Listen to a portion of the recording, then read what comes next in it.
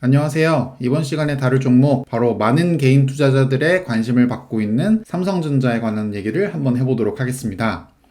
삼성전자의 주가 차트를 보면 사실 다른 섹터들이 많이 오를 동안 삼성전자는 개인 투자자들의 기대만큼은 빠르게 회복하지 못하는 모습을 보였습니다. 코로나 직후에는 약 한 4만원 초반까지 떨어졌던 주가가 이제서야 6만원 가까이 올라가고 있는 모습을 보여주고 있는데요. 바로 이 기간 동안, 최근 2주간의 기간 동안 매매 동향을 살펴보시면 개인 투자자는 220만 주 가까이를 매도한 반면 외국인은 600만 주 가까이를 강하게 매수를 했고요. 기관 투자자는 420만 주를 매도하는 모습을 보였습니다. 즉 지금 보시는 이 기간 동안 주가를 강하게 끌어올린 주체는 바로 외국인이었다라고 이해할 수 있는데요. 이번 영상에서 제가 드리고자 하는 말씀은 크게 두 가지입니다. 왜 그동안 삼성전자의 주가 회복은 더딜 수밖에 없었는지, 어떤 부분에 대한 우려가 있었는지 그것을 먼저 말씀드릴 거고요. 그 다음에 그러면 최근에 외국인은 도대체 무엇 때문에 삼성전자를 강하게 매수하고 있는지 이 이유까지도 말씀드리도록 할 테니까요. 관련 내용 궁금하시다면 이번 영상 끝까지 시청해 주시기 바랍니다.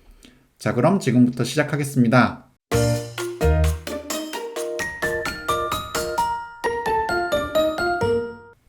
삼성전자 외국인이 매수하는 이유에 대해서 한번 알아보려고 합니다. 그리고 저는 그 이유 중에 바로 반도체에 관련된 내용이 핵심이다 라고 저는 생각합니다. 그렇기 때문에 두 파트에 할애해서 말씀을 드릴 거고요. 첫 번째는 많은 분들이 알고 계시는 메모리 반도체에 대한 얘기를 말씀드릴 거고요. 그 반대쪽에 있는 바로 시스템 반도체, 일명 비메모리 반도체에 대한 설명도 하려고 합니다. 최근에 많은 관심을 받고 있는 통신 장비 부분, 한동안은 굉장히 부진했지만 앞으로 전망이 괜찮아 보이는 스마트폰 부분까지 이렇게 크게 네 섹터로 나눠서 말씀을 드리려고 합니다. 섹터별로 조금 더 구체적인 내용을 말씀드리면요. 메모리 반도체에서는 현재 서버 수요가 어떻게 되고 있는지, DRAM 가격의 동향이 어떻게 흘러가고 있는지 말씀을 드릴 거예요. 그리고 두 번째 시스템 반도체 쪽에서는 많은 분들의 관심을 받고 있는 파운드리 산업, CIS 반도체는 어떻게 흘러가고 있는지에 대해서 말씀을 드릴 거고요. 통신 장비 부분 쪽에서는 현재 5G 시장의 동향은 어떻게 되고 있는지, 삼성전자는 도대체 무엇 때문에 주목을 받고 있는지에 대한 이유를 말씀드릴 거고, 마지막 네 번째는 그동안 굉장히 힘들었던 스마트폰이 올해 하반기부터는 어떤 반전의 서막을 갖고 있을지 그 내용을 알아보도록 하겠습니다. 자, 그럼 먼저 메모리 반도체부터 알아보도록 할게요.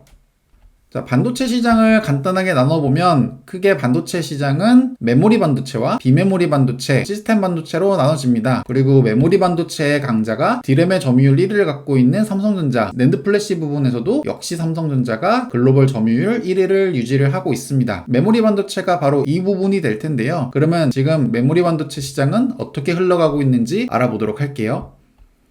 자, 분기별 서버 출하 추이를 살펴보면 이 부분이 삼성전자의 주가 상승을 방해했었던 결정적인 요인이라고 생각하는데 그 이유가 바로 3분기부터 서버 수요가 둔화되기 때문입니다. 그래서 20년 들어서 초반까지도 서버 수요가 굉장히 급격하게 올라오다가 3분기부터 급락할 거라고 전망을 하고 있는데요. 실제로 우리가 팡이라고 표현하는 페이스북, 아마존, 마이크로소프트, 구글 이 네 회사의 서버 관련된 캐펙스 변화 추이를 살펴보면 유일하게 페이스북만 20년 3분기에 직전 분기 대비해서 높은 캐펙스를 전망을 하고 있고 나머지 아마존, 구글, 마이크로소프트가 2분기 대비해서 역성장하는 모습을 현재 예상을 하고 있습니다. 그러면 왜 도대체 3분기에 서버 수량이 줄어들까요? 그 이유를 레포트에서는 이렇게 얘기를 하고 있습니다. 코로나19 이후에 2분기까지 견조했었던 서버 수요가 왜 이렇게 뒤늦게 둔화가 됐을까? 바로 B2C 성향이 스마트폰은 코로나19 발생 직후 바로 우려가 노출이 되었습니다. 소비자들의 구매량이 바로 확인이 되었기 때문인데요. 반면에 서버는 B2B 성향이어가지고 서버 DRAM을 주문하는 업체가 전방 수요 영향을 계산하는 시간이 필요했다라고 합니다. 그리고 밸류체인 마비를 우려한 서버 업체들이 메모리 재고를 선제적으로 2분기에 과하게 축적했던 것으로 보인다라고 하는데요. 이게 무슨 말이냐면 쉽게 말해서 코로나가 터졌을 때 중국에서 먼저 여러 가지 락다운이라든지 공장 가동이 제대로 안 되고 이런 우려가 있었어요. 그렇기 때문에 아까 보셨던 페이스북, 아마존, 구글, 마이크로소프트는 공급 차질을 우려해서 선제적으로 1분기, 2분기 때 더 많은 DRAM을 주문을 했던 거죠. 그러다 보니까 DRAM 재고가 많아지게 되고 그렇기 때문에 3분기부터는 갑자기 DRAM 오더가 줄어들 수밖에 없다라고 얘기를 한 거예요. 그렇기 때문에 3분기부터는 서버 출하 대수도 줄어들고 서버 관련된 캐펙스도 줄어들 수밖에 없다라고 전망을 하는 거고 이 부분이 바로 삼성전자의 주가 상승을 제한하게 하는 가장 큰 요인이었다라고 우리가 파악할 수 있습니다.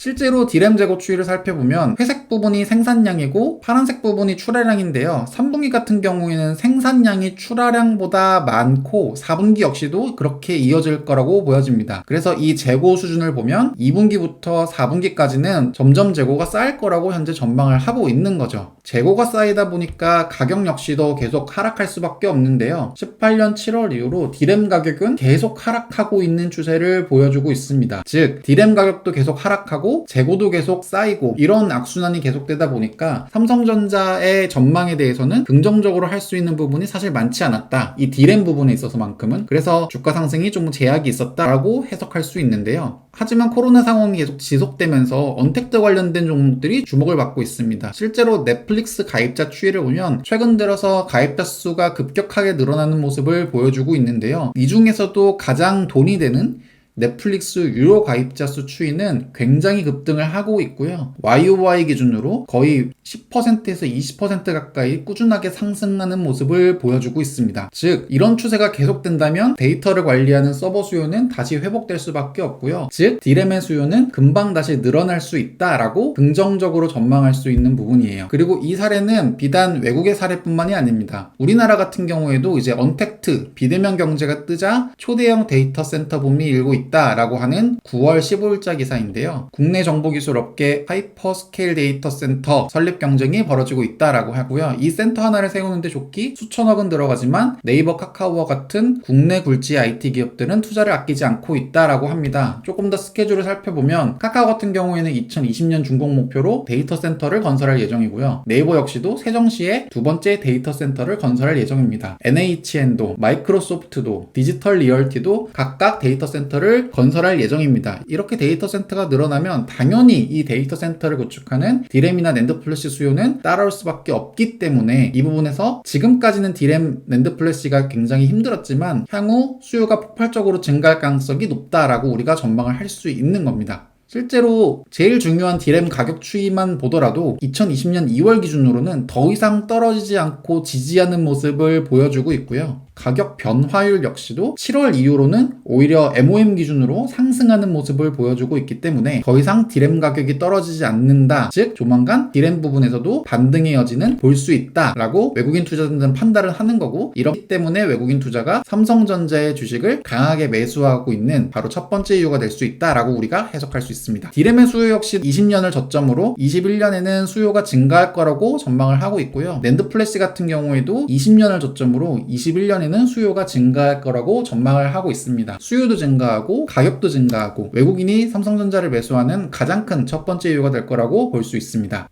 자, 두 번째 시스템 반도체 부분도 살펴보도록 하겠습니다. 삼성전자가 작년에 2030년까지 시스템 반도체 부분에서 넘버원 1위 회사가 되겠다고 133조 원을 투자하겠다라고 하는 계획을 발표했었습니다. 실제로 이 반도체 비전 2030을 달성하겠다라고 선언한 이후에 삼성전자가 비메모리 반도체 쪽에 투자한 금액을 살펴보면요. 2019년 대비해서 2020년은 연간 무려 8조 원이 넘는 수준의 투자를 이어오고 있고요. 21년에도 20년보다 조금 더 높은 수준의 투자를 할 거라고 전망을 하고 있습니다. 이렇게 투자가 증가한 만큼 관련된 매출 추이도 굉장히 긍정적인 편입니다. 2019년 비메모리 반도체 분야에서 매출액이 15조 원 정도를 기록했다면 20년부터는 본격적으로 매출액이 증가할 거라고 보여지고 있고요. 연평균 한 10%의 성장률은 꾸준하게 가져갈 수 있지 않을까라고 비메모리 반도체 쪽에서는 긍정적인 신호들이 나오고 있어요. 삼성전자의 비메모리 반도체 매출 비중을 살펴보면 압도적인 부분이 파운드리 부분이 될 텐데요. 글로벌 파운드리 시장 점유율을 살펴보면 1위는 TSMC가 압도적인 모습을 보여주고 있지만 2등인 삼성전자 역시도 언제든지 1등으로 치고 나갈 수 있는 잠재력은 충분한 상태고요. 왜냐면 TSMC, 삼성전자 이 두 업체만이 5나노 이하의 공정이 가능하다 보니까 지금이야 격차가 많이 나지만 삼성전자도 충분히 희망이 있다라고 전망할 수 있는 거고요. 특히 파운드리 시장의 추이 같은 경우에는 2020년 이후에도 꾸준하게 성장할 거라고 전망하기 때문에 삼성전자가 비메모리 반도체 쪽에 투자를 과감하게 진행하는 만큼 관련된 매출액도 긍정적으로 전망할 수 있다라고 우리가 판단을 할 수 있습니다. 자, 비메모리 매출 비중 다시 살펴보면 파운드리가 압도적으로 많긴 하지만 그 다음으로 우리가 주목해야 할 부분이 바로 CIS와 AP 쪽이 될 텐데요. CIS가 뭐냐라고 한번 살펴보면 카메라에 들어가는 반도체라고 간단하게 이해하시면 됩니다. 자, 그럼 이 카메라에 들어가는 반도체가 현재 어떤 흐름을 겪고 있냐라고 하면요. 최근에 출시된 갤럭시 노트 20을 살펴보면 전면에는 카메라 하나, 후면에는 카메라 3개가 들어갑니다. 근데 우리가 2년 전까지만 하더라도 전면에 카메라 하나, 후면에 카메라 하나 이렇게만 쓰였었어요. 근데 이젠 너무나 쉽게 우리가 후면에 카메라 2개 혹은 3개까지 카메라의 수요가 늘어나고 있는 추세다 라고 우리가 체감을 할 수 있는 거고요. 핸드폰뿐만 아니라 이제는 필수품이 된 블랙박스도 한번 살펴볼 필요가 있습니다. 최근에 자동차에 블랙박스 없는 차량을 찾기 힘들 정도로 블랙박스가 많이 대중화되었는데요. 그만큼 카메라 수요가 늘어나고 늘어나는 카메라 수요는 CIS의 수요를 같이 증가시킨다 라고 볼 수 있기 때문에 관련된 매출액이 향후 증가할 수 있다라고 우리가 볼 수 있습니다.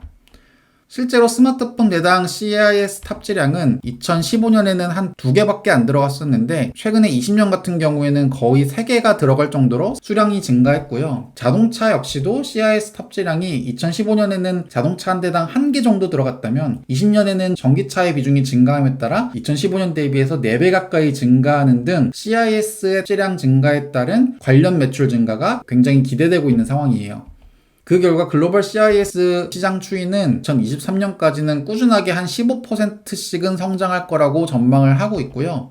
그리고 시장 점유율을 살펴보면 삼성전자가 최근에 급격하게 시장 점유율을 증가하면서 현재 21%로 2등까지 치고 올라온 상황입니다. 스마트폰의 카메라의 변화뿐만 아니라 우리가 체감할 수 있는 또 다른 변화가 바로 배터리 용량의 변화입니다. 갤럭시 S1 대비해서는 갤럭시 S20는 2배 가까운 성장을 보여줬는데요. 배터리가 이렇게 늘어나는 이유는 기술과 통신의 발전으로 인해서 화면 주사열의 변화라든지 아니면 늘어나는 스트리밍 서비스라든지 이런 것들로 인해서 배터리 용량은 증가할 수밖에 없는데요. 이 늘어나는 배터리 용량을 적절하게 관리하고 고속 충전을 도와주는 반도체가 바로 PMIC 반도체라고 볼 수 있습니다. 이렇게 배터리 수요가 증가하는 만큼 PMIC 반도체 수요도 계속 증가하고 있는 상황이에요. PMIC 시장 추이를 살펴보면 20년에 190억 달러였던 시장이 2024년에는 210억 달러까지 시장 규모가 커질 거라고 전망을 하고 있고요. PMIC 삼성전자 매출도 2020년 기준으로는 연 5%의 성장을 기대하고 있는 상황입니다.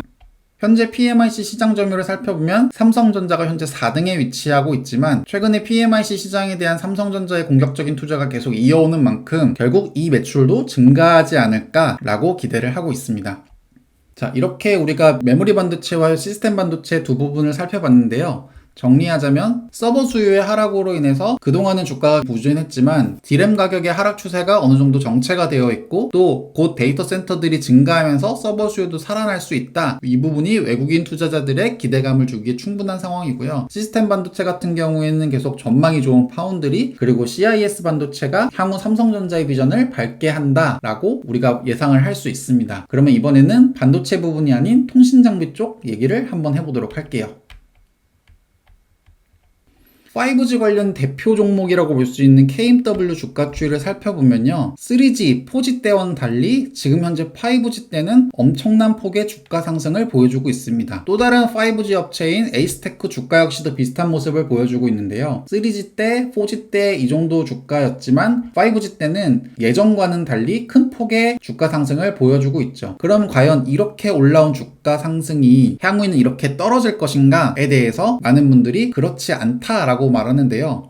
바로 그 이유는 글로벌 5G 캐펙스 때문에 그렇습니다. 주가가 지금 이렇게 많이 올라온 상태지만 2020년은 투자가 1000억 달러 정도 수준밖에 안 되는데 2021년부터는 본격적으로 5G 투자가 진행된다라고 전망을 하고 있고요. 그렇기 때문에 5G 장비 매출 성장률은 오히려 21년이 가장 큰 폭으로 성장할 수 있는 한 해가 된다라고 많은 분들이 전망을 하고 있어요. 그리고 22년도 2021년만큼은 아니지만 어쨌든 계속 5G 매출은 점점 커질 수밖에 수밖에 없다라고 전망을 하고 있기 때문에 KMW나 에이스테크 5G 현재 주가가 너무 비싸다라고 하기에는 앞으로의 더 큰 성장이 예정되어 있기 때문에 아직도 주가가 고점이 아니다라고 우리가 추측할 수 있다라는 점이죠. 실제로 5G 투자가 이렇게 계속 증가할 거라고 전망하는 이유는 4G까지는 인터넷이 필요한 기기가 PC, TV, 스마트폰 이 세 가지 정도밖에 없었어요. 5G 같은 경우에는 IoT가 핵심입니다. 그렇기 때문에 기존의 PC, TV, 스마트폰은 당연히 인터넷이 돼야 되는 것은 물론이거니와 자동차, 보일러, CCTV, 에어컨, 냉장고, 세탁기 이 모든 제품에서 인터넷이 필요로 하기 때문에 더 많은 통신 장비들이 필요할 수밖에 없다라고 전망을 하고 있는 거고요. 그렇기 때문에 과거에는 3G, 4G 때는 통신 장비를 몇 개 바꿔주면 끝이었지만 이제 통신 장비의 수요는 계속 늘어난다. 5G 투자 수요도 계속 증가한다라고 전망을 하고 있는 겁니다.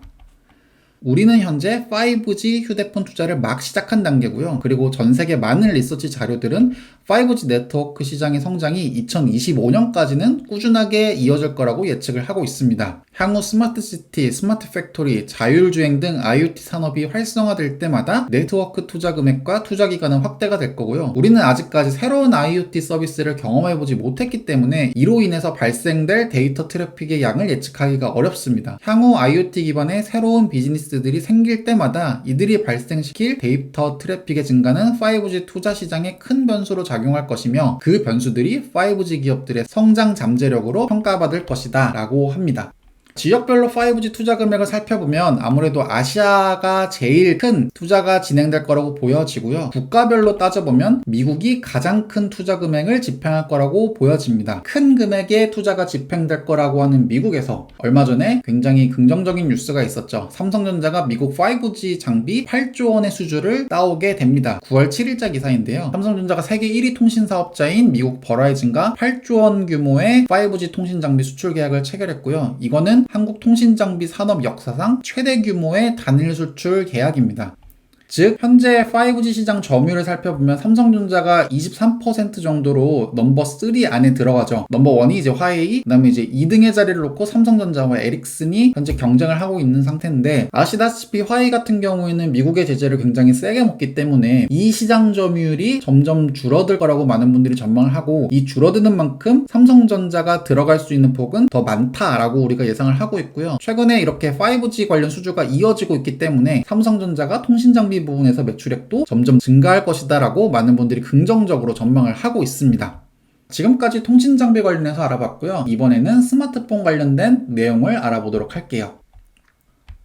사실 그동안 삼성전자의 주가 상승을 막았던 가장 큰 이유는 아까 말씀드린 것처럼 D램 쪽에서 수요가 부진했기 때문이다라고 말씀을 드렸었는데요. 그거 외에도 또 다른 이유가 바로 스마트폰 쪽의 부진이 컸기 때문입니다. 삼성, LG 스마트폰이 코로나로 인해서 직격탄을 맞았고 관련해서 북미 시장이 부진했기 때문입니다. 시장조사 업체인 카운터포인트 리서치에 따르면 미국 스마트폰 시장의 올 1분기 판매량은 전년 동기에서 무려 21%가 감소를 했고요. 애플 같은 경우에도 13%가 줄어들었고 삼성전자는 무려 23%가 감소했었습니다. 자, 이렇게 스마트폰 시장이 부진하다 보니까 삼성전자의 주가도 강하게 상승하기 어려웠었던 게 지난 몇 달간의 내용이었죠. 실제로 글로벌 스마트폰의 판매 추이를 살펴보면 코로나 터진 2020년 1월부터는 스마트폰 수량이 급격하게 떨어지는 모습을 보여주고 있고요.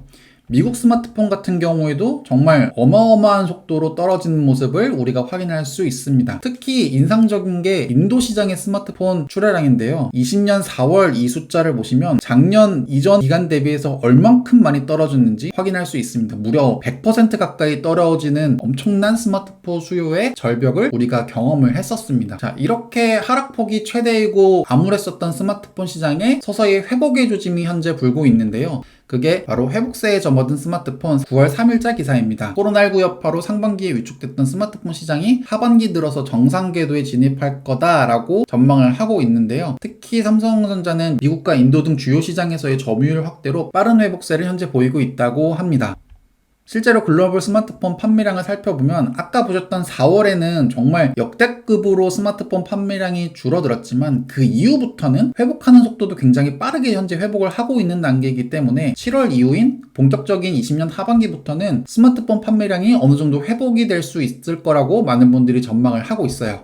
특히 또 다른 변수가 있다면 화웨이의 제재가 본격적으로 시작된다는 점인데요. 관련된 레포트를 좀 살펴보면 화웨이 대상 미국의 추가 제재가 9월 15일부터 발효가 됩니다. 스마트폰 사업에 막대한 타격이 불가피할 거라고 전망을 하고 있습니다. 왜냐면 화웨이가 구글의 안드로이드를 쓰지 못하다 보니까 독자 개발한 쿵멍이라는 자신들의 독자 서비스를 쓰기로 결정을 했는데요. 안드로이드와 애플의 iOS 외에는 성공한 사례가 없기 때문에 쿵멍 OS 기반의 충분한 앱이 뒷받침되기가 당연히 어렵고요. 화웨이는 결국에 해외로 나가지 못하는 중국 내수 기업으로 전락할 거라고 전망하고 있습니다. 사실 누가 봐도 이렇게 될 거라고 예상을 할 수 있는 거죠. 실제로 지난해 5월 미국의 제재 이후 출시된 화웨이의 메이트 30 같은 경우에는 구글 모바일 서비스를 지원받지 못하면서 유럽 등의 해외 시장에서 점유율이 지속적으로 하락을 했었습니다. 중국의 지역 점유율은 지난해 4월 12.7%를 정점으로 올해 7월에는 6.6%까지 하락을 했고요. 이렇게 화웨이의 점유율이 떨어지다 보니까 경쟁사인 삼성전자 같은 경우에는 당연히 반사이익을 기대할 수 있습니다. 올해 삼성전자가 스마트폰 판매량을 2.6억 대에서 내년에는 3억 대까지 증가할 수 있을 거라고 전망을 하고 있고요. 핵심은 갤럭시 A와 M 시리즈 같은 중저가 스마트폰의 수량이 증가할 거라고 전망을 하고 있습니다. 작년 2분기 스마트폰 판매량을 살펴보면 화웨이가 글로벌 점유율이 15.8%로 2위를 차지하고 있는데 이 부분의 상당 부분이 바로 삼성과 애플 쪽으로 넘어갈 거고, 그렇기 때문에 삼성의 스마트폰 점유율은 더 증가할 수밖에 없다라고 전망을 하고 있고, 이렇기 때문에 이 부분에서도 외국인의 투자를 이끌어오기에 충분히 긍정적인 소식이다라고 예상을 할 수 있는 겁니다. 자, 지금까지 메모리 반도체와 시스템 반도체, 그리고 통신 장비, 스마트폰에서 어떤 이슈들이 발생했는지 알아봤고요. 이런 것들을 종합해서 외국인이 왜 최근에 삼성전자를 매수하고 있는지 그 이유에 대해서 알아봤습니다. 지금까지 시청해주셔서 대단히 감사합니다.